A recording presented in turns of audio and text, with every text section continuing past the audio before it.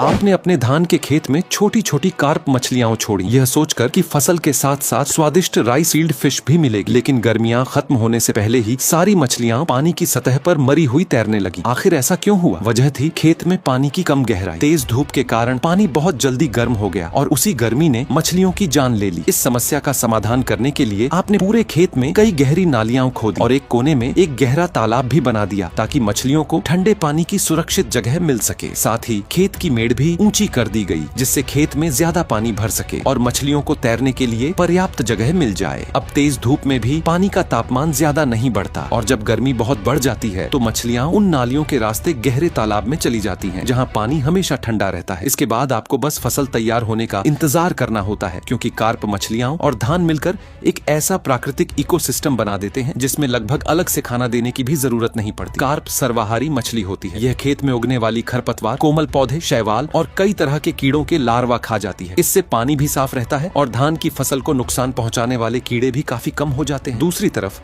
Carp का मल nitrogen से भरपूर होता है जो धान के लिए बेहतरीन प्राकृतिक खाद का काम करता है। इससे रासायनिक खाद की जरूरत भी कम पड़ती है और धान के पौधों को भरपूर पोषण मिलता है। वहीं धान के पौधे भी मछलियों के लिए बेहतर वातावरण तैयार करते हैं। जैसे जैसे धान बड़ा होता है उसकी घनी पत्तियां पानी पर छाया कर देती हैं जिससे पानी का तापमान लगभग 22 से 28 डिग्री सेल्सियस के बीच बना रहता है। यही तापमान कार्प मछलियों की तेज बढ़त के लिए सबसे अच्छा माना जाता है। जब धान में फूल और दाने आने लगते हैं तो बड़ी मात्रा में धान के फूल पानी में गिरते हैं। इन फूलों में स्टार्च, पौधों से मिलने वाला प्रोटीन और पॉलीसैकेराइड्स होते हैं जो मछलियों की बढ़त को और तेज कर देते हैं। इसके साथ ही धान की जड़ें लगातार पानी में ऑक्सीजन छोड़ती रहती हैं जिससे घुली हुई ऑक्सीजन की मात्रा बनी रहती है। जब तक पानी में ऑक्सीजन पर्याप्त रहती है कार्प मछलियां पूरे दिन सक्रिय रहकर आसानी से भोजन खोजती रहती हैं। उधर मछलियों से निकलने वाला अमोनिया और नाइट्रोजन पानी में जमा होने के बजाय सीधे धान की जड़ों द्वारा सोख लिया जाता है। इससे पानी साफ रहता है और दोनों का संतुलन बना रहता है। आखिरकार जब धान पूरी तरह पक जाता है तो फसल के साथ साथ कार्प मछलियां भी तैयार हो जाती हैं। यानी एक ही खेत से आपको धान भी मिलता है और मछलियां भी। एक ही पानी, दो फायदे और एक ही खेत से दो शानदार फसलें।